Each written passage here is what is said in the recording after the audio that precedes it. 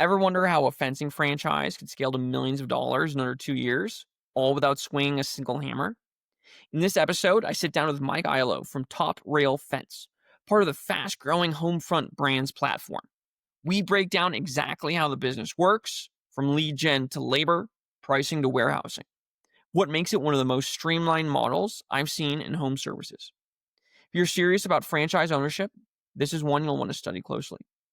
I'm Josh Emison, and this is the Tracer Franchising Podcast, where we help veterans and high achievers find the best franchise opportunities and dig deep into what makes them work. If you'd like to work with me and find a couple great franchises that might be a good fit and get assistance through the entire research process, go to the website and book a call or reach out directly at josh@tracerfranchising.com, and we'll start talking and find that perfect franchise for you. All right, let's get into it. All right, Mike, great to have you here. Can't wait to hear all about the brand. Let's start off with you telling us a little bit about you. Yeah, absolutely, Josh. Man, I'm very appreciative for you having me on the pod today. Gosh, a little bit about me. Where to start? So my name is Mike Aiello. I am the franchise development director for Top Rail Fence, which is a part of Homefront Brands, one of the fastest growing property service platforms in North America right now. A little bit about me. I am originally from northern New Jersey, but I've been in Charlotte, North Carolina for the better half of about 5 years now.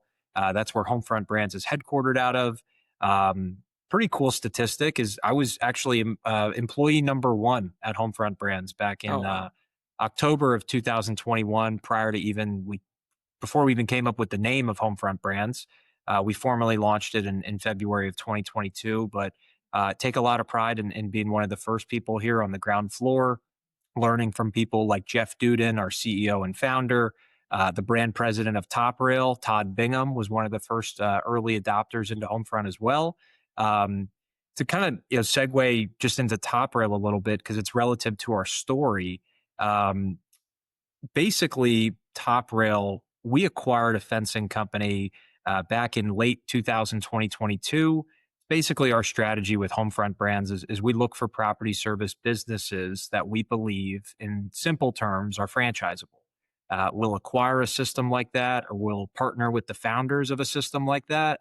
We'll enhance their model, and then we'll launch it to the franchise market. It's exactly what we did with Top Rail. It was a fencing operation founded down in South Carolina back in 2015, 2016. Two gentlemen started a fencing business, did very, very well, kind of realized they had something that was replicable, which is what led them to partner with Homefront Brands. So we launched it to the franchise market back in February of 23. Currently, right now, as of last week, we just had a nice training class. We've got about 68 franchisees that are open and operating across the country. And I say that sounds like a large number. We still have plenty of territories left across North America, so that's always encouraging to know. But yeah, brand's been going for about 2.5 years now. What's really nice is a lot of our franchisees are in their first 2 years, so you get a very accurate representation of what ramp and what earnings can look like in your first 2 years. Yeah. So I appreciate that. And it's always interesting to hear of people who are platforms, and we'll get more when we talk to the leadership. But coming like a platform offers benefits that like a standalone franchise doesn't. And like most franchises that have only been around for 2 or 3 years, I don't like to talk to too much because I like to see how they do. But knowing that they have a bigger platform, they don't just like flame out and collapse, right? Like some of these other franchises that I've seen. So there's a little bit of there's a little bit of safety, right? Safety in numbers, right? When you have a platform with 6 brands, I think you guys do, um, Yeah. you can kind of do a little bit more. But before we get into that, let's get more into Top Rail itself. So talk to us about a 30-second snap, like what is Top Rail? And then let's just go through kind of like how a customer would interact with you. Like how would you get them and take us through that whole journey? Yeah, absolutely. Man, I use that all the time, like 30 seconds or less. So I'll try. I might start setting timers if you keep hitting me with that. But basically, man, so Top Rail, we are a fence installation franchise, meaning that we install fences, residential and commercial properties. Now, any type of fence product you can think of, we can name. So, or we can get our hands on wood, vinyl, steel, chain link, aluminum. Again, any product of fence that you can name, we can sell. What makes us a little bit unique, Josh, is actually how we look at the installation strategy. So we train our owners on how to install, so they are subject matter experts. We do not advise them to get on their hands and knees and install fences. We also do not advise them to go out and hire W-2 installers right off the bat. And that's something maybe we double click on a little bit later. But as a matter of fact, all of our franchisees use subcontract crews to do the installations for them. So the strategy becomes much more of a quality control position for an owner operator, coordinating with the subs, coordinating with the homeowner, making sure that production's up to par, making sure that the homeowner's happy. And our thought with that, it keeps your fixed overhead relatively low, your job costs stay relatively fixed. So typically owners can easily identify margin from job to job. Probably the bit, and this relates into the customer journey part, the biggest piece of support that Top Rail has from a franchisor perspective is our centralized contact center. Meaning that if somebody does call in to Top Rail Fence of Denver, Charlotte, Atlanta, Dallas, etc., we have somebody that answers the phone. They collect some basic information from a homeowner and they book that homeowner for an in-person quote for the franchisee or for a salesperson to go perform an in-person quote. And I always mention it's very important in franchising. Our contact center is not a third party. It's not outsourced or overseas. They work in the same building I work in Charlotte. So everything is centralized through us. So in relation to the customer journey, one of the bigger one of the bigger lead generators for our franchisees is digital media, paid advertising on platforms like Meta, Facebook, Instagram, Google pay per click, Google LSA ads. So you can imagine somebody clicks on an ad like that, they submit their information, they request a quote for a fence through a digital ad. That makes its way to the contact center, and then the contact center rep will actually reach out to that lead who submitted their information. The other way somebody gets a hold of the contact center, they might see an ad. It's on the same platforms I just mentioned with the phone number on it. Maybe they go straight to the website. Maybe they see a yard sign or a door hanger. They can call that local number that gets routed to the contact center. And then, like I said, they will book that appointment for a franchisee. And then the franchisee or the salesperson is meeting that person at their home, performing an appointment, and obviously trying to sell them a fence. Got it. So let's start there, right? As we go through this. Um there's a lot of, it sounds like a lot of social media, a lot of online advertising. You mentioned door hangers. So what are all the different ways that that a franchisee would acquire a customer? And like who's doing this, right? So like is the franchisee responsible for like taking pictures of fences when they're done and posting them on social media, or are they being given by the franchisor, or is it totally outsourced, right? So like let's go through kind of how that works. That's a great question. So, and this is largely across Homefront brands, how we define lead generation and customer acquisition. Basically, five buckets of marketing is what we look at. The first bucket is paid media, which is kind of what I just described. So, what is paid media? Could mean a lot of different things. It obviously means digital advertising, like I just spoke about, and I'll circle back on how that works. But another form of paid media is door hangers, right? It's paid media. You're paying for those things, and you're canvassing neighborhoods and things like that. Same thing with a yard sign. So paid media is a loaded term. Now on the digital side, basically how we operate, because not every franchisor is like this, we have the same way that we have a vendor alliance program with different fence suppliers, national suppliers. We have relationships with different digital marketing agencies. So when we award a franchisee territories, as they come through onboarding, they'll interview some of our marketing agencies that are part of our program. We tell them, hey, you should probably take a good look at this agency because 90% of the system uses them right now. Here's the data behind them. They're really good. But ultimately, the franchisee will choose which agency they want to spend paid media dollars with. Um, how that works, a franchisee puts a numerical figure behind an ad campaign, let's say digital, because it's easier to measure. Now, when that agency collects those dollars and they start a campaign, they'll start generating ads in the territory. Meta ads, like we said, Google pay per click, Google LSA ads. Where we step in is when a campaign runs like that and a franchisee's meeting with our marketing team on a weekly basis, we'll measure and review the campaign with you. What's your cost per lead through those different channels? What's your conversion rate through those different channels? What's your average ticket size? So then that way, if we see that Meta is performing really well in a specific market, for the next campaign, we'll coach the franchisee to pull money away from Google and push more money through Meta, and vice versa if that's coming through a different source. So So largely, that's how who's paid coaching media them? When you say operates. we, like who's doing the coaching Yeah, for that? yeah, man. We top so every team at Homefront Brands, you have your Homefront Brands employees, but then you have your brand specific employees as well. So the top rail team is made up of Todd Bingham, who's our brand president, a very popular name in franchising. He's been in the industry for about 18 years. Under him, we have three operation coaches: Jacob, Adam, and Brad.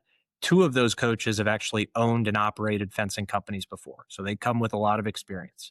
And then on the marketing side, we now have three people that are dedicated towards marketing: Kelly, Haley, and Nelson. So those are the people that our franchisees are meeting with on a weekly basis. They usually have a set call with their ops coach, and they also have a set call with their marketing coach as well.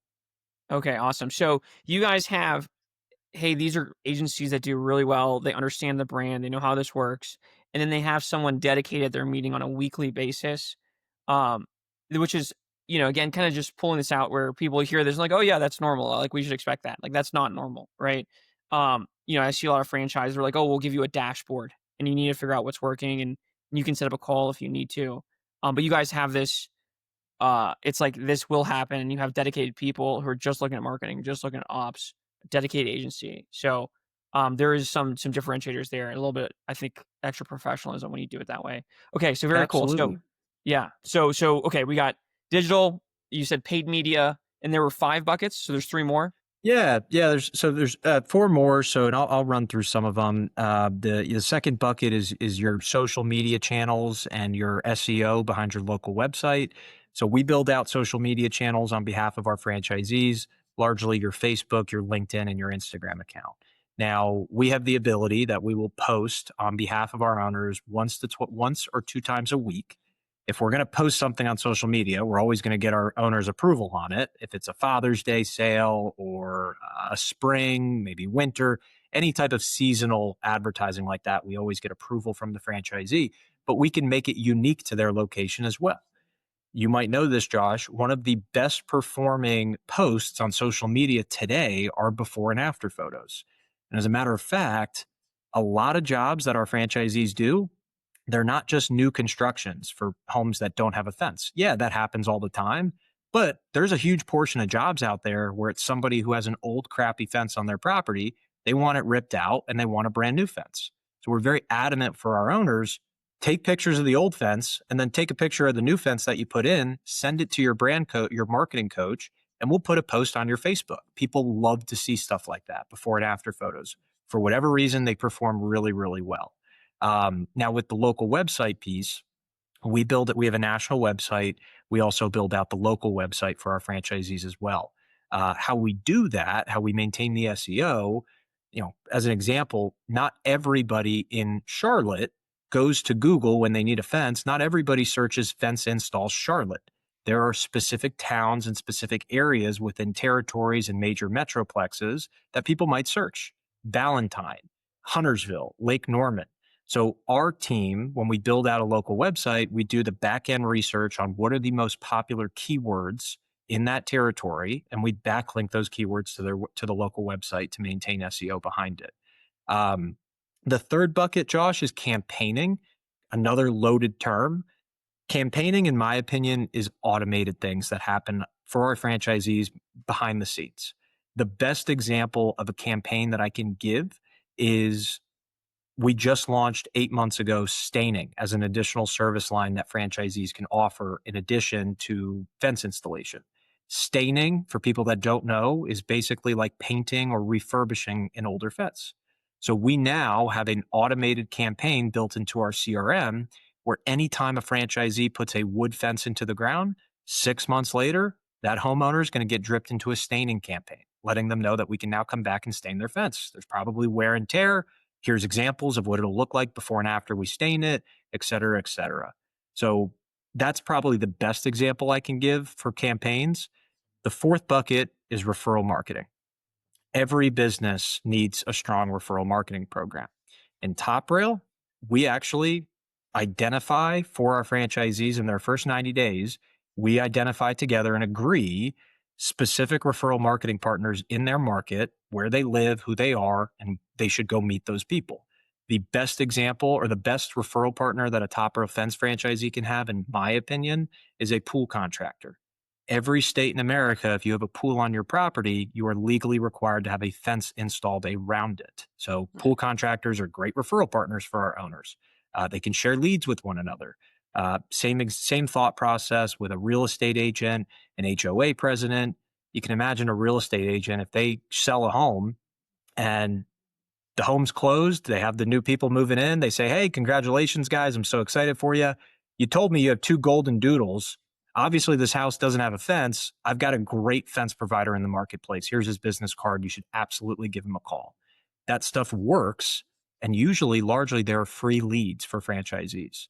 Hmm. Um, so referral marketing is very important.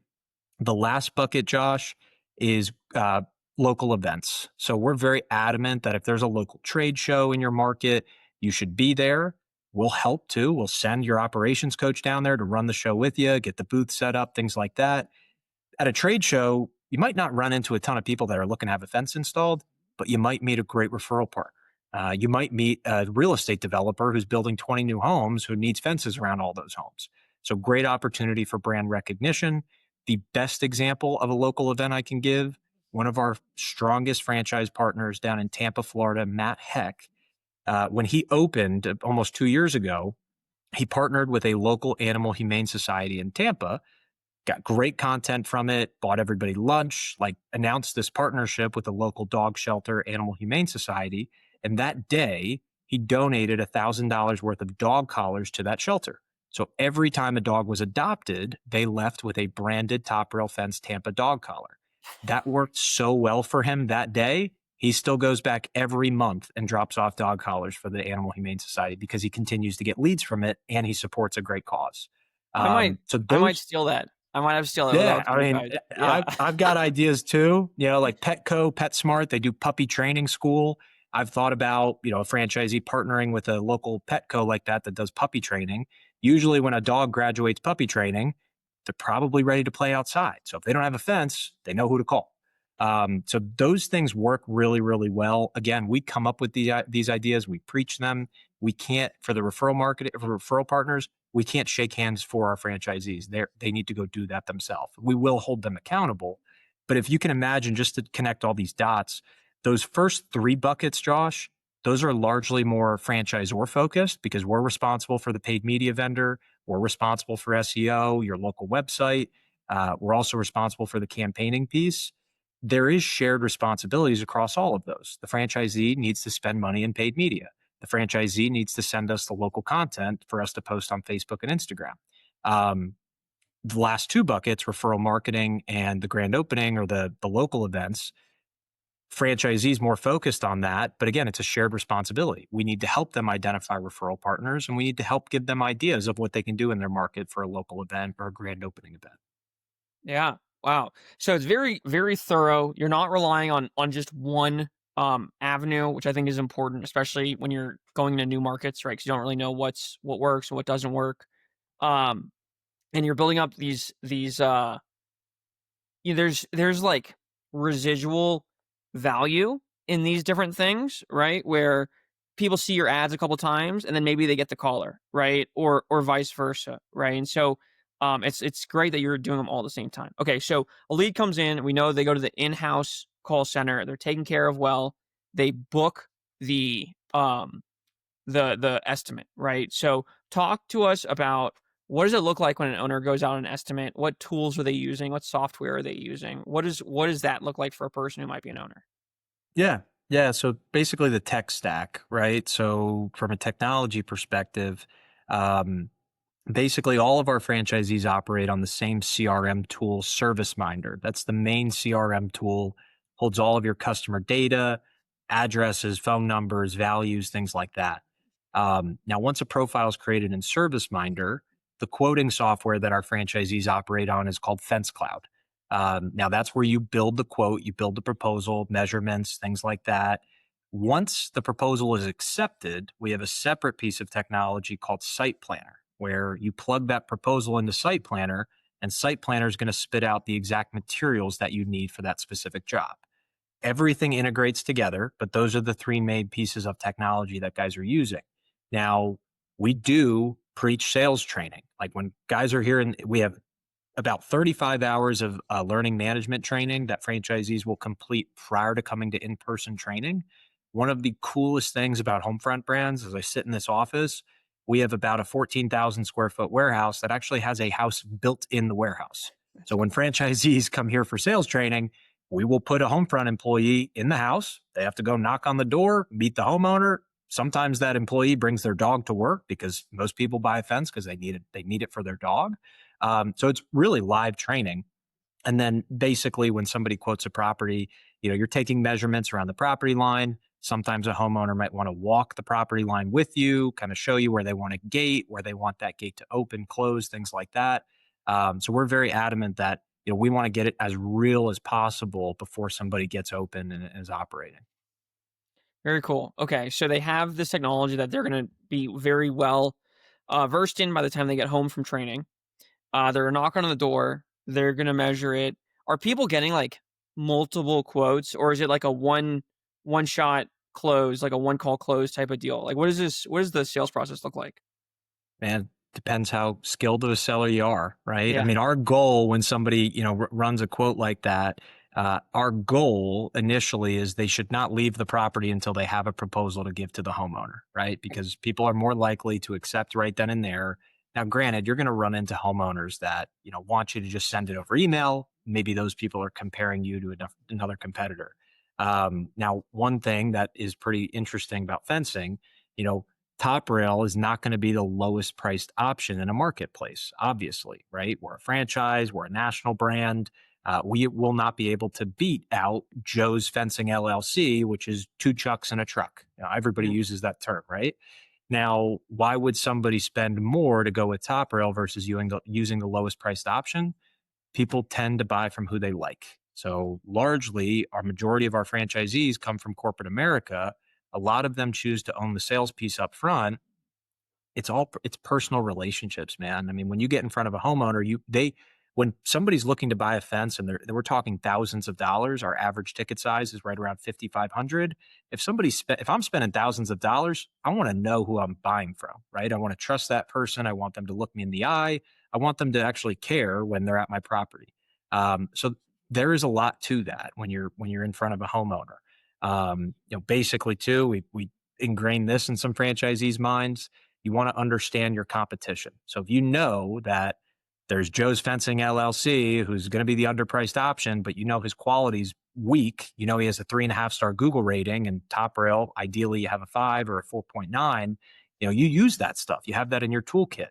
And if somebody asks you, this is a pretty cool training piece in sales training, but if somebody asks you, why are you more expensive than Joe's? I have a quote from Joe's Fencing LLC. Why are you $800, $900 more expensive? What you do to that homeowner in front of them, you say, if you could choose, if we were the same price and you had to pick, who would you pick? And usually if you're standing in front of a homeowner, they're going to say you. And then you say, why? Well, I don't know. When I called, I had somebody answered the phone very quickly. The other company took them a couple days to even get back to me. I don't know. I just felt really good about the experience we had today. You walked the property with me. You showed me a couple different options of styles, things like that. And then our franchisee will follow up with, that's why I'm about $800, $900 more expensive because of everything you just named. So they just admitted to you why you should buy from Top Rail versus somebody else.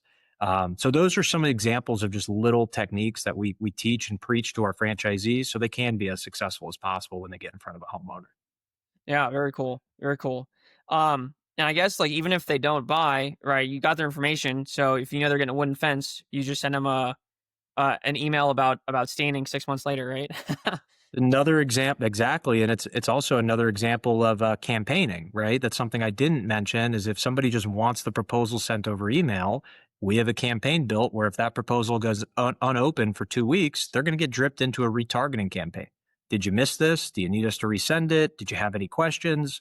Every time campaigns like that go out, we see an uptick in revenue because there are people out there that just missed it and they're like, crap, I did miss this. Let me accept this right now externally. So that's another example of a cool campaign. Yeah, very cool. Okay. So let's say now it's been accepted, right? Um how are they need to order product, right? They need to find, and let's say, I know normally at this point you probably have contractors you work with, but for the sake of the argument, let's say they need to find contractors. How are they doing that? And then how are they like organizing and maintaining the quality, right? Yeah, great question. Um, a couple different things to notate with that. So number one, like I said earlier, every franchisee in our system utilizes subcontractors. So that is something I'd say with confidence to candidates, and I expect them to verify it. There is no shortage of subcontractors across the country. We have not had one franchisee come to us and say, I can't find installers. So it's a good thing. Now, we could talk about how you find them, but usually throughout onboarding, before a franchisee opens, we encourage them to start putting feelers out there with subcontract crews, meeting with them, making sure that they're good people they want to work with. What we've learned is largely a fence subcontractor. If you call them 2 months before you open and you say, "Hey, I'm opening up a new fencing business. I'm looking for installers, people I can refer work to. Is that something you'd be interested in?" The response 99% of the time is, yeah, call me when you have work. So that is a much easier conversation. But granted, you want to feel those people out because now okay, this guy's ready for work. Now, when you sell your first fence, that's a much easier conversation to have with the subcontractor. You call them and say, hey, I've got a job I just sold today. How's next Wednesday sound? And they're going to say, yeah, why wouldn't we do that? That's what they do all day long. So that's a piece of coordinating the subcontract crews.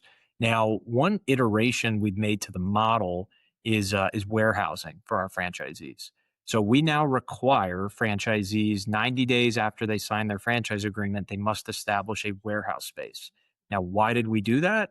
Our most profitable and successful franchisees have a warehouse. They order materials in bulk, which you do get the best price, top rail price savings when you order materials in bulk through our vendors. They store those materials in a warehouse and they bring down the cost of those materials and create economies of scale that way. So that is something that's key in this business. So you can imagine you sell a fence, you book that. You don't book that install for the next day, right? You book it for a week out, 2 weeks out, whenever you have time for that install. When the fence is ready to be installed, your subcontractors and other pieces of why we like them, they will come to your warehouse, pick up the materials, and then go to the customer's property. So you don't need a box truck to transport materials XYZ.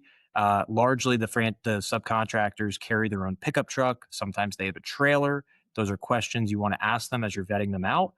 We don't even require franchisees to start with a pickup truck. Huh. Pretty interesting.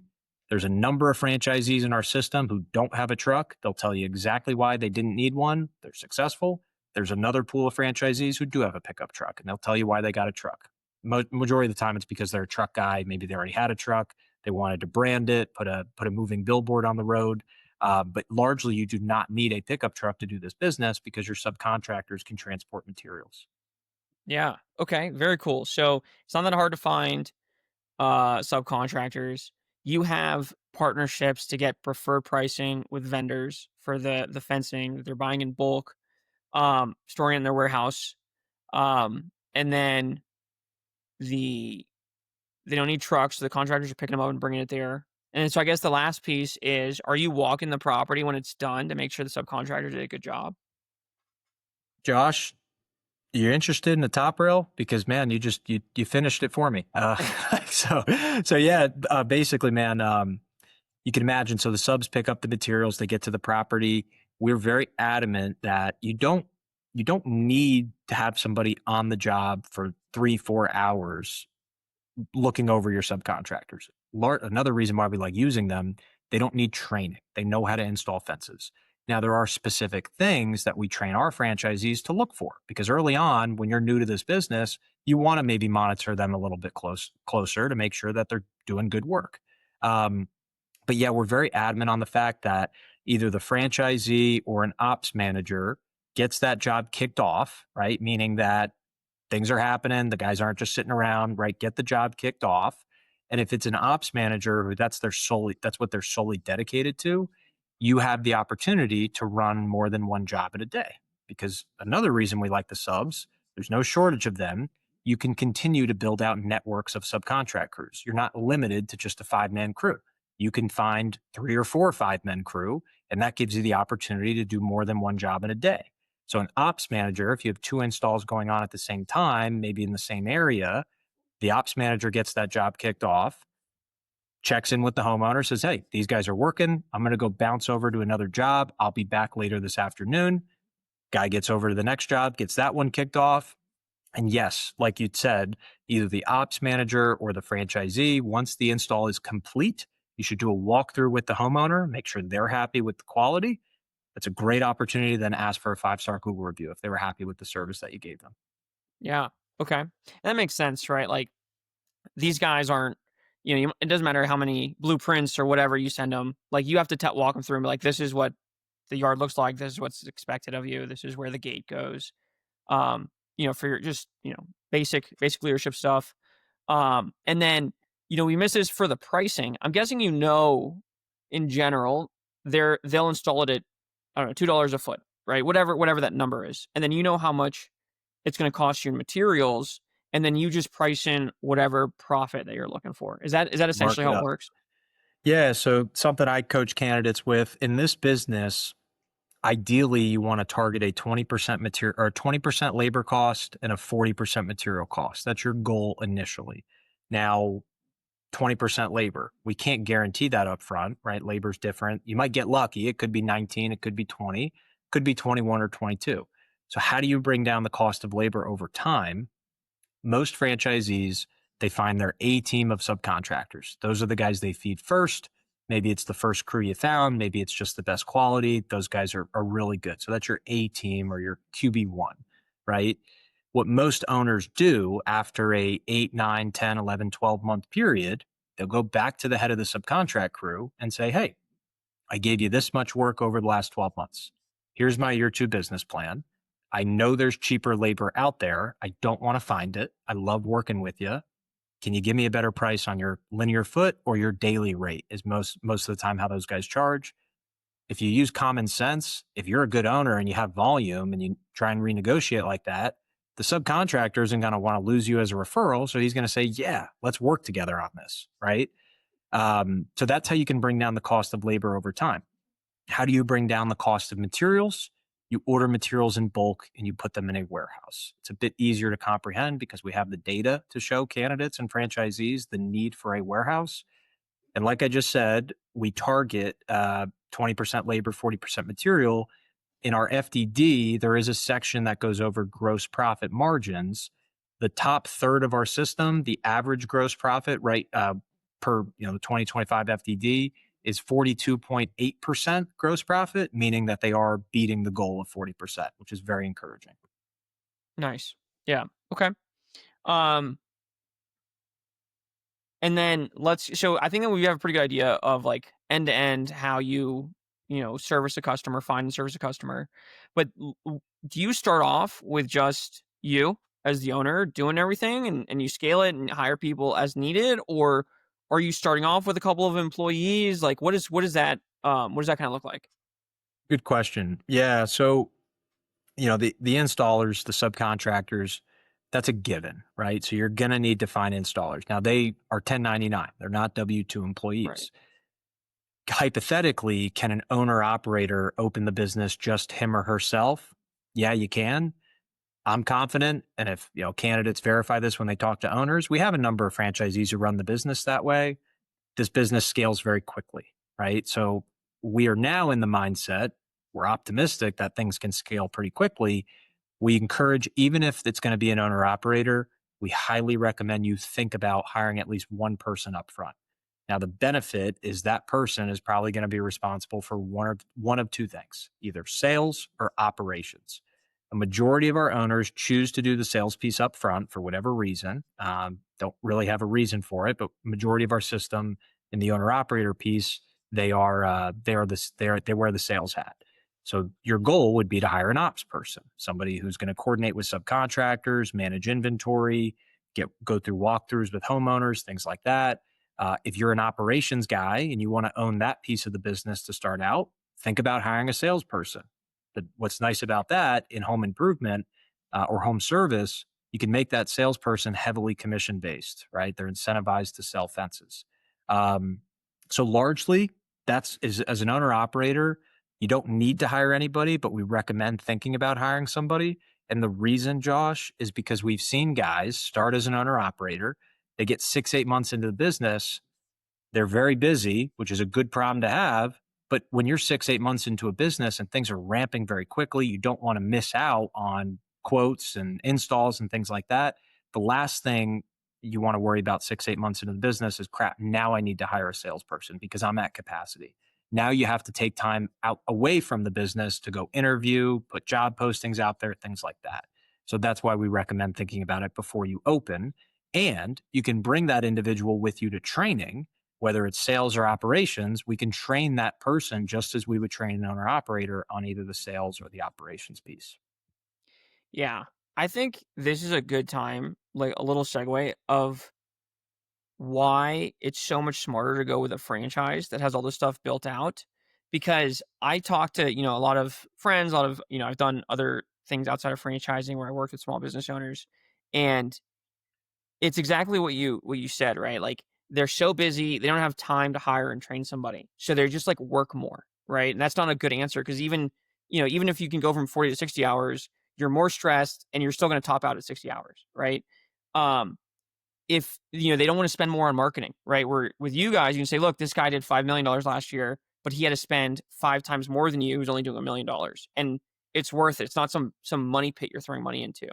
Um, Go get a warehouse, right? We're gonna force you to get a warehouse because we know the best guys do it. So instead of just again like the stress that comes from having it in your house, um, people like, oh, I'll start with Excel because I want to spend the $200 on a tech stack, or whatever, and you guys know from day one you're spending this and you need to go sell to outrun, your technology costs. So I think like Yeah. having all these things in place is a forcing function of people to make good decisions that they, if they were doing this on their own, they should be making, but it's very hard for new business owners to make. And it's the fact that you guys have it preset, and you're making adjustments on the fly of like our best guys do this, so now everyone has to do it. Speaks Yeah. to why people should pick franchises for these businesses. Absolutely. And you got my gears spinning. Man, basically, you know, when you think about number one, I want to clean something up with the warehousing piece. Because when I hear warehousing, it makes me think of a large commercial industrial setting. That's not what our guys are targeting. We want it to be cost effective. Um, what's outlined in our FDD, 1,000 square feet of interior space, ideally at a minimum, that's relatively small. You want to have an interior space where you can store hardware, maybe store some tools, things like that. What's most important to us though, Josh, is actually having a laydown yard outside. Number one, it's much cheaper than going and looking for a 10,000 square foot inside. Laydown yard is usually much cheaper, and you store an overwhelming of your materials outside. It took me a couple weeks to understand, like, how does that work? Fence materials are meant to be stored outside. They're going to be outside for the next 10 years. So there's no problem with laydown, or there's no problem with having them stored outside. So just wanted to kind of mention that. And you bring up another very interesting point too, because you're right. Like, people start businesses, and there's a lot of people that are very successful when they start a business. It usually takes them time, energy, effort, and capital to figure out what works, how it works, when to do this, when to invest in that, et cetera. So in franchising, there's fees involved, right? You have a technology fee, an online local presence fee. There's obviously fees involved in franchising. I have a pretty easy time talking about it with candidates because these are all things that you're going to need, whether you do this with a franchise or whether you do it by yourself. They're all things that you're going to need eventually, right? So you might as well just use them right off the bat. Um, yeah, that's kind of like, my big take on it. And, in my opinion, man, there's two big reasons why people join a franchise system. Number one, you're joining something that has systems, tools, processes, procedures, KPIs, the what, the how, and the when. And the other big reason is you're joining a system of people, got 68 owners. All of those people have experienced exactly what a new owner is going to experience as they open this business. You lean on those people. It matters a lot when you think about culture across the network. A lot of our franchisees, not only are they friends with one another, but they bounce ideas off of one another because everybody largely follows the same blueprint. But there are little things that guys figure out that work in their specific market, and then they educate the other franchisees on those things. And as a franchisor, we're like, that's a really good idea. We're going to start implementing that for every new franchisee. So system of people and the system of tools, SOPs, blueprints, those are, in my opinion, the two big things that people are getting when they join a franchise system. Yeah, for sure. And I think the things that you just listed are the things that every franchise says, right? But not a lot. I'd say probably less than more of the franchises actually have those things, right? And so that's why like the research is so important. That's why being able to go through the FTDs, being able to work with experts who know how to like inspect these types of things. Um, with a franchise that's been around for a while, so you can actually talk to franchisees who've gone through the growth mode, you know. And so like a lot of times I say, hey, if they haven't been around for 5 years, don't talk to them. But like with you, so I'm sure I'm gonna be called out like, oh, well, why is Top Rail on here? Well, you guys have had franchisees open for 2 years, hitting the $5 million mark, right? Like something's working here, you know. Like the as well as being part of the platform, right, which is super important. We kind of hit on that earlier. As well as the kind of the leadership team. You've had, I think your president had a franchise that grew to hundreds of locations, right? Yeah, So there are ways to mitigate this risk and still be part of this tide. You're the second big national fencing brand, and that one did really well. So we know that fencing is a great space for franchising, right? So like um, yeah, that there needs to be proof. You can't just assume that a franchise has these things. And I think we're seeing the proof as this conversation unfolds, right? As well as listening to yeah, FDD. absolutely, man. And when people say, well, it's a 2.5 year model, right? I encourage candidates, talk to our franchisees, right? You want to talk to them. A lot of them, they're following the plan. They see the plan. They see the path, right? Now, the other piece to that is we are not new to franchising. Like our leadership team, I think the combined years of experience in franchising across the Homefront leadership team, probably close to 50, 60 years. What's even more encouraging, Jeff Duden, I think is who you're referencing. He's built a franchise system from scratch. So he started a restoration business back in the late 90s, early 2000s, named it Clean. He basically, something I now appreciate a lot more because you don't see it very often, he cracked the code on how to franchise his business without giving up any equity to anybody else. So he did it himself, franchised Advanaclean to over 230, 40 locations spread out across the country. It was a very, very large system before he decided to exit in 2019 and sold overwhelming majority of his share to another platform. Um, so he is a guy who has started from scratch, who started a business and turned it into a franchise. So that again is our strategy with Homefront. We look for lucrative property service businesses that we believe are franchisable because we know how to do that. We know how to create systems, models, efficiencies, all those types of things are what we're really good at.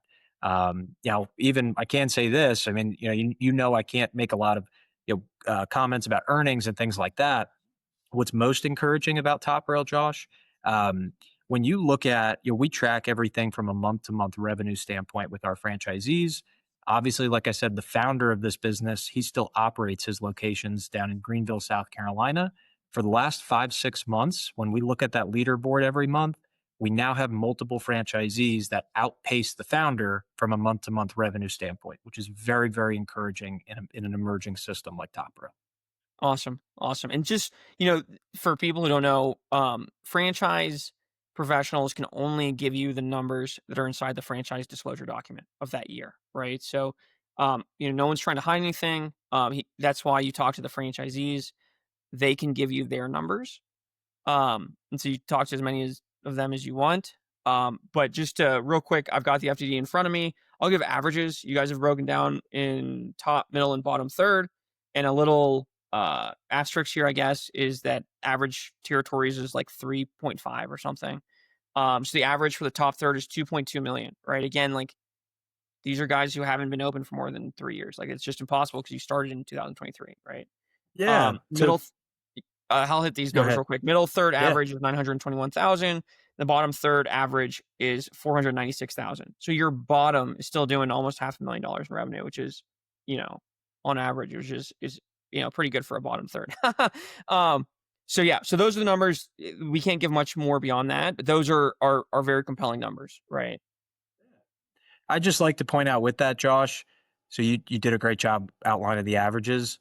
The average age of the owners listed in the top third is 22 months. The average age of the owners listed in the middle third is 15 months. And the average age of the owners in the bottom third is 14 months. Meaning that those numbers are not reported from a 22-month period or a 15-month period. They're from a 12-month period. But the average age of those numbers, I do think matters because, like you said, the middle third average in the middle third is just under $1 million.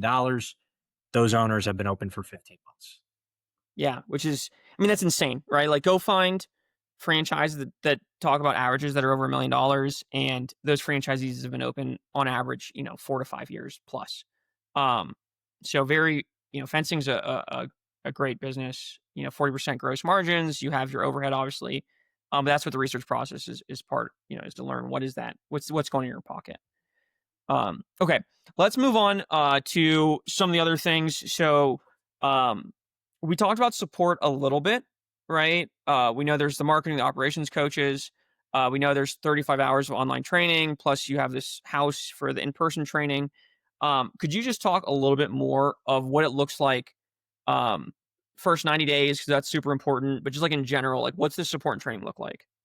Yeah, absolutely. So, you can imagine somebody comes through our discovery process, and usually that ends with a meet the team day in Charlotte, where we approve a candidate approves us, and we decide if we want to work together.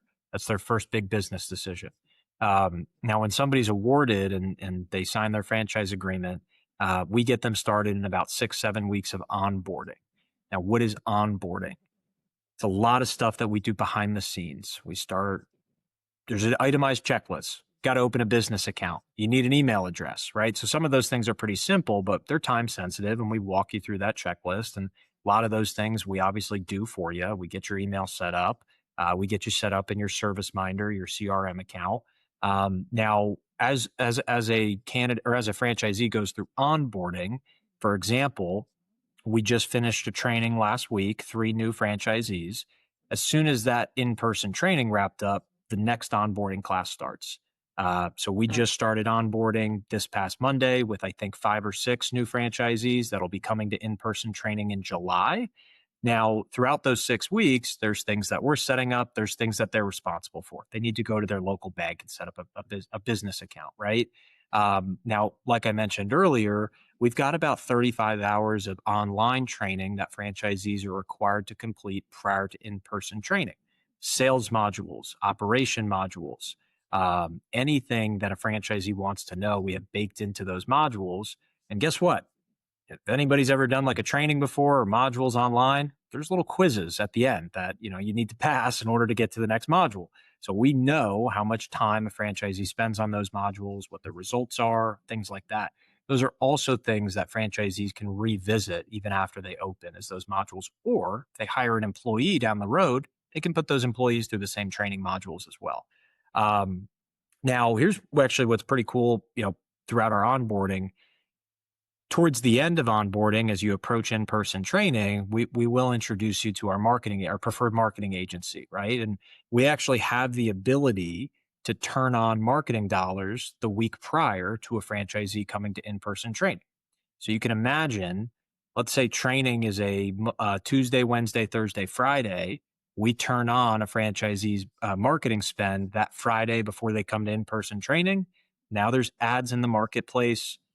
People might be calling the contact center. The contact center obviously knows when you're opening. So if somebody is calling, they'll book those appointments for the Monday that you're open for business.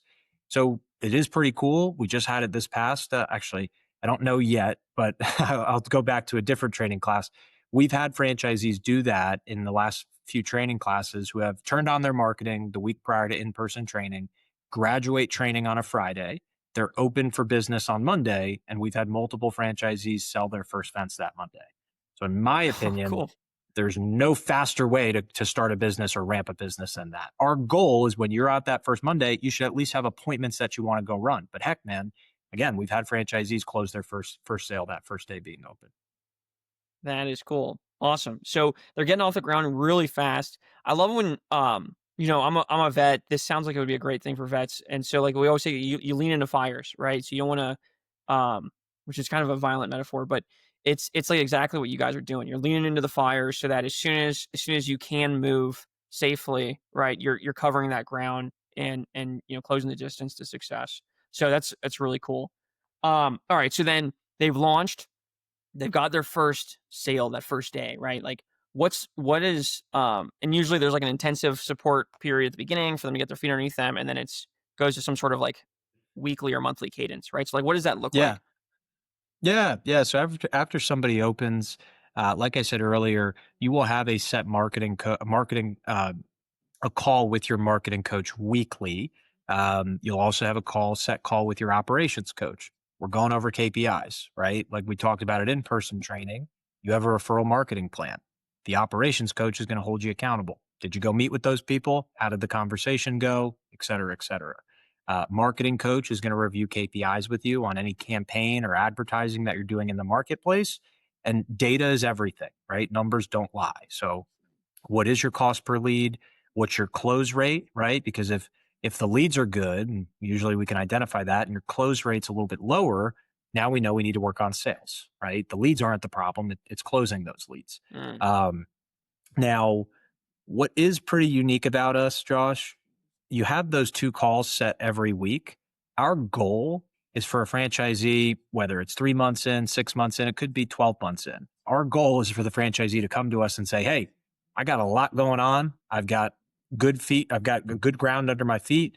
Let's move these calls to biweekly or let's move these calls to monthly, right? So that's our goal. We want the franchisee to tell us, hey, I feel good. Let's move these. Now, what is unique about us? You have those two calls set every week as you open. You have full access to the team, meaning you have cell phone numbers. There are gentlemen who open this business and opening a business is uncomfortable. Anything new that you're doing is going to be uncomfortable. We're very adamant about that. Business ownership is not for everybody. It's a full contact sport. And if somebody tells you differently, you should probably turn around and run the other way. That's just not how the world works. Um, so we're very adamant that, as franchisees get open in their first 2-3 weeks, things are going to be uncomfortable. But if you're uncomfortable, probably means you have jobs and you're like, crap, I thought I heard this in training, XYZ. So we have guys all the time will FaceTime their operations coach, be like, hey man, I'm doing a walkthrough. Does this look correct? Is this okay? And I like to think if our ops coaches are available, they're fielding those calls. So you do have full access to the team when you need it. And I think that is one thing that's a bit unique about us. There's not a lot of franchisors that do that, for better or for worse.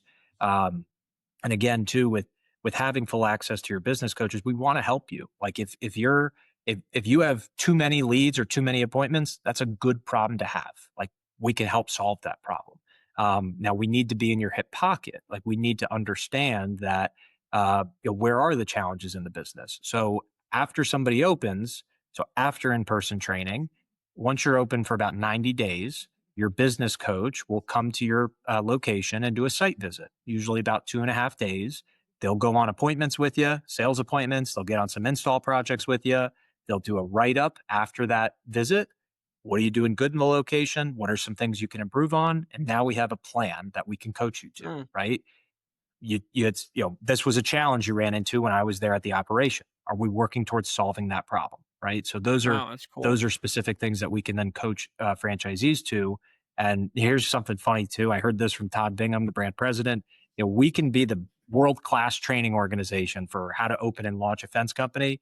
Um, it's Murphy's Law. What can go wrong will go wrong. So that first week you're open, you will probably get a homeowner who wants the weirdest damn fence. Their property is all hilly and things like that. Yeah. That happens. We don't know why, but it happens. So again, that's why it's so important that you have a team that you can lean on, that you can contact, you can get in touch with, and they can help walk you through those different issues and create solutions. Very cool. Very cool. Yeah, it sounds, I mean, super robust. Having that person on call, right? I can only imagine, like, I didn't even think about that. Like, what if this dude has a giant ditch? Like, do you have to fill the ditch in? Like, I have no idea, right? So yeah, having somebody to be able to call when you give that quote, I'm sure is super, super helpful. Uh, Sweet, man. All right, so then let's talk about scaling, right? So you start with residential. It's the easiest. It's the easiest for cash flow management, right? There's lots of contractors. But what about down the line? I imagine you guys get into some B2B, some government, some industrial, right? So like what does the business at scale look like? Yeah. Yeah. So one thing that is, pretty interesting about us is largely across the system, it's about an 80-20 split between residential and commercial. Now that differs. Some locations maybe lean a little bit more into commercial than others, but I mean, there's no stopping you from offering commercial work in your first 3 months, right? Now, Okay. largely it's like it's the same type of fence, right? So the strategy or the SOP to put a fence doesn't really change whether it's a 2-acre property, a freaking airport, right? Things like that. It's a very similar process. So franchisees can't offer or chase after large tickets right off the bat. And we've seen that. We've seen franchisees land some sizable jobs in their first 3 months on the commercial side. As a matter of fact, our highest ticket in 2024 was an $87,000 job. That was a commercial project, right? So those are Yeah. big opportunities. Those opportunities are out there. Um, Now, where the business tends to scale is obviously the materials, and we've already begun to see that because what's very interesting about this business, some of our more tenured franchisees actually limit their product offering because instead of supplying their warehouse with 15, 17 different types of materials, why don't I just focus on the 4 most popular materials in my market? Because I know that I'm going to continue to install those materials. And you can imagine this, the guys that are doing it that way, they get a homeowner who wants a Pinterest fence, is what we call them. If anybody knows what Pinterest is, you get in front of a homeowner and they say, I want that. And the franchisee is going to say, it's never going to look that way because that's a Pinterest photo, right? But a Pinterest fence is usually like an ornamental fence, something that's very expensive, very, very unique. So, what some of our more tenured franchisees do is they talk the homeowner out of that fence. They'll say to the homeowner, hey, I can do that. I'm going to have to order the materials specifically from the vendor because I don't have them. It's going to take, maybe 2 months for those materials to come in. It's a very expensive type of material, probably going to cost you 10, 12, 15 grand for me to do this. Or have you seen your neighbor's property right down the road? I actually just did one a couple weeks ago. It's a 6-foot white vinyl privacy fence.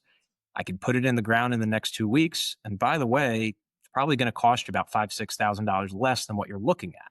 So now the homeowner's like, oh my gosh, like this guy just helped me. He talked me out of getting a $20,000 fence. They don't have to wait 2 months for the fence. They can get it in the ground in the next few weeks. And everybody's happy because the franchisee has the materials locally sourced in his warehouse.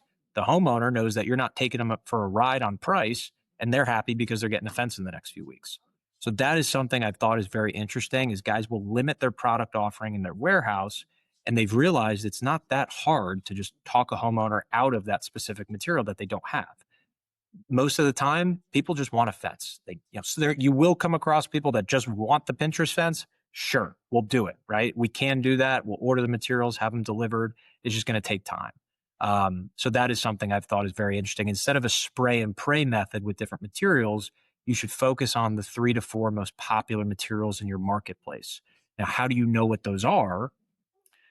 You ask our vendors. Like our vendors in every market, they're typically going to tell you, yeah, it's a lot of vinyl, it's a lot of cedar, and it's a lot of wrought iron, right?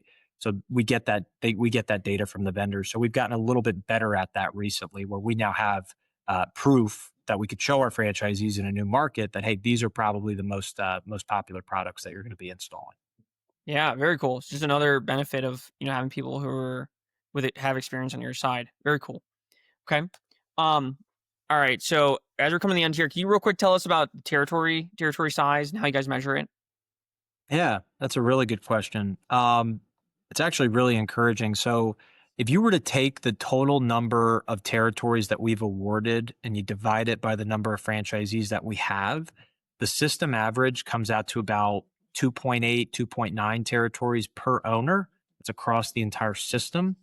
Now, what's even cooler about that, in 2024, if you were to look at the top 5 owners in our system, the number 1 owner was in Richmond, Virginia. He's a 2 territory owner. I believe Mm. number 3, Des Moines, Iowa, also a 2 territory owner. I think number 4, Tampa, Florida, 2 territory owner. So this is not a business that requires people to invest in 8, 9, 10 territories in order to be at the top of the leaderboard.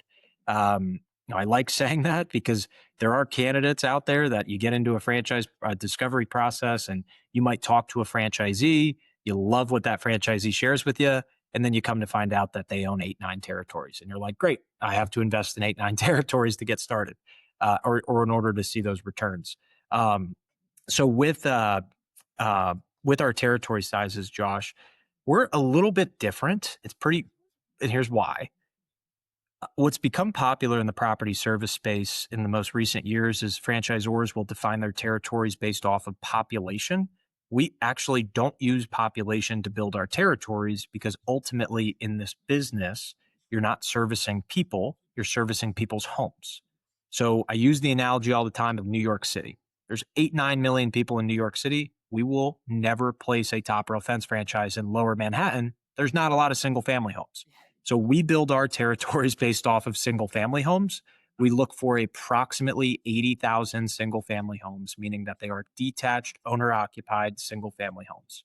Now, as I review territories with candidates, our mapping software shows you that number. We look for approximately 80,000 single family, but we also share the population with you, the total number of all households like condos, townhomes, things like that, median household income, median housing value, et cetera. So there is a bit more data that we share with candidates as they come through the process. Yeah, so this is I think this is really important, right? Because um a lot of it's not just home service. It's like across the board. A lot of franchises use population, and it's exactly what you said. It's not who you're selling to, right? And so the franchise, the potential franchisee has like two options, right? They can just like trust the franchise, which might be great, but like really the better answer is you now have to pay for the data to know if you have enough things to sell to, right? Or not. Um, 80,000 homes, right? That's what is that? That's whatever I'm sure you can do the numbers and math it out, right? Of like how many homes a year times by how much money there is, and that's just owner operators, right? So you also have like landlords probably put fences in, right? Like all sorts of other people are putting fences in to see what the real territory size is. Plus, you guys have, like you said, a 2 territory guy doing big numbers, right? And I think that's because of that. If you just went off of, hey, we're going to do 200,000 people, you probably would have a totally different looking franchise or territory, right? So I think that's really important that you guys do that. So kudos to you guys. And again, um, another indication that you're prioritizing successful franchisees over selling territories.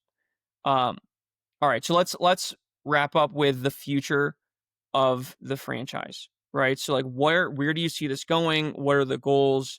What does the next 5, 10 years look like for Top Rail? Yeah, it's a great question. And, a lot of franchisors in that franchise disclosure document that everybody loves reading in detail. There's a lot of franchisors that outline in there that the franchisor reserves the right to get into additional services down the road, right? So that's something we did just recently with staining. That was an additional service that we added into the business model, and it's working very well across the system. So there are ideas that we've juggled around, getting into maybe temporary fencing, things like that. If we're ever going to launch a new service line, Josh, and it's the same thought with adding another piece into the technology stack, or just adding something to the franchise for the franchisees that they obviously have to pay for, we need to be able to attribute value to that. So like it's very important. If we're ever going to do something like that, we need to test it in a location to make sure that it works, or let some of our franchisees test it, come back to us and say, can you attribute value to this? Yes or no? And we have done that before with a specific piece of technology, and it looked really cool. It was maybe innovative, really sexy, looked really, you and I would sit here and be like, that's really cool. We gave it to a few franchisees to test and they came back and said, yeah, it's great, but I can't attribute value to it. If they had come back and said to us, yeah, if I had this, I could add another $1 million in sales to my business. That wasn't the case, right? So any additional service that we want to launch or that we want to add into or technology, we always need to have a value attribute. We need to be able to attribute value. Now, one thing that is pretty cool about Homefront Brands and Top Rail, you know, when people start a business and they grow, they usually tend to think, oh my gosh, if I'm going to keep growing and scaling, I need to go 50 miles east, 50 miles west, 50 miles north. In franchising, you can do that, but what's become more popular and the benefit of being a part of a platform, we have franchisees in Top Rail that own multiple Homefront brands in the same territory. So, example A, tomorrow, every Thursday, we typically host a call with a franchisee that I'll invite Top Rail candidates to. They can speak to a business owner, ask them questions. The franchisee tomorrow, Brent Chapman, who's hosting that call, he's out of Greensboro, North Carolina. He started a Window Hero franchise, another brand under Homefront. Started that business about 6, 7 years ago. He scaled it. He has management put in place. He basically came to us when we launched Top Rail and said, "Hey, I've got time. I want to start another business." So he started Top Rail. He was our very first Top Rail franchisee.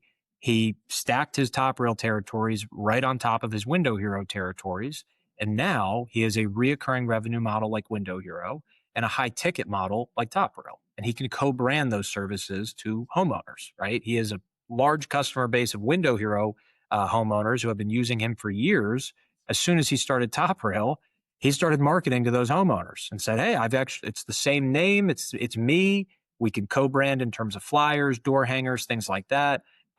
So that is something that's really neat about Homefront Brands is instead of expanding miles and miles east, south, northwest, you can stay in your same footprint, open a complementary business to what you're already doing, and you already have the data in your market in terms of homeowners, addresses, people that are willing to spend money, right? So I've always thought that was really cool. We have multiple people in Top Rail like that, not just Window Hero. Some of them own a different business under Homefront. There is a franchisee down in Charleston who actually owns 3 of Homefront brands, and again, he operates in the same specific footprint. Yeah, He that's can't cool. he can't get enough. Yeah, yeah, yeah. You could own. I talked to the temporary walls director, a week ago. You could be the wall guy, right? You need fences outside. I got you fences. You need fences and walls inside. All you need is now is Gotcha. a franchise that does temporary outside walls, and you'd have every structure there is. Yeah, man. Yeah, and it's not just specific to Homefront. I will say that, right? We have franchisees that have owned another brand in a different platform, and they opened a Top Rail as well. There's a gentleman down in Orlando who owns a 5-star kitchen bath remodeling brand. He opened Top Rail right on top of it because there's a lot of synergies there. Usually, people that are spending money on remodeling the inside of their home, those are the same people that are willing to spend money on the outside of their home. So there is something to that. Yeah, yeah, very interesting. Okay. Well, cool, man. That sounds like a great plan. Sounds like people who want to grow big businesses, this is a great way to do it without having to worry about, how am I going to operate a business in 2 different cities? Like you don't need Cincinnati and you have to go over to Michigan or whatever, right? Like in Dayton, right? You could just stack them like you're saying. So very cool. I think it's also nice if you can sit down for an hour and pretty much understand everything about a business because you don't want something that's simple. You want something that people need. And then the simpler it is, the easier it is for you to run it. So how would you like to, is there any last things that you'd like to say as we sign off here? Man, I mean, I would just put a pin in the fact, like Josh, you had said, typically you encourage people to look at something that's 5 years of proven concept. Now, granted, the franchise model with Top Rail is 2.5 years old, but the actual model in itself has been open for 8, 9 years, right? So this is not a new business. The iteration of the model we've made is what's new. I see good and bad in that, right? Now, if you wait 5 years to study a business and get into it, usually your territories aren't available, right? So that's why there has to be there has to be an outweigh there of is it the right time for me? Is it the right time for the business? Of course, everybody's got to be there's got to be one person who's the very first franchisee, the person that takes a leap of faith. Granted, with Top Rail, it's a very good time because we have about 68 owners who have been opening operating. You could speak to those guys about what they've experienced so far in the business. Um, so no, I mean, I think this was, like you said, very thorough. Um, you know, a lot of information shared, a lot of what I usually share with candidates as well. But there's a lot of good things happening at Top Rail now, and from a territory availability perspective, tons of markets, tons of great markets available in New Jersey, New York, Massachusetts, New Hampshire, even in Pennsylvania, out in the middle of the country as well. So I say 68 owners. Again, people think that sounds like a lot, and it is, but we still have a lot of key markets that are untapped for this business. Very cool. Very cool. Well, I appreciate it, Mike. If anyone wants to find out if this top rail is available in your territory, reach out to me. I'll see, what Mike has to say. We'll get with him and see what's available. I'll also be able to speak with you to figure out maybe you're a good fit for this, maybe not. Maybe you're a good fit for some other brands. Maybe you're a good fit for 5 brands, right? And I can find those for you. So reach out Josh at tracerfranchising.com, tracerfranchising.com. You can go and you can check out, either you can schedule with me right away if you just want to talk. There's a free course. There's other episodes of the podcast. There's over 50 articles at this point that I've written. So there's a lot of things out there for you to get smart. Just start a community as well under the resources where you'll be able to talk to. It's like a little internal Slack community where you can talk to other people who are looking at buying a franchise and share best practices and things like that. So a lot there, whether you want to talk to me or not. So I do encourage you to go to that site. And yeah, hopefully we'll find the right fit for you, because it can be a great franchise, but it's not a great fit for you, then it doesn't really matter. So yeah, Mike, I really appreciate you being here. I've learned a lot. I definitely think this is a solid brand. I look forward to hopefully finding some guys who are great fits and introducing you to them. Thanks again for being here, Absolutely. and can't wait to talk to you the next time. Thanks, Josh.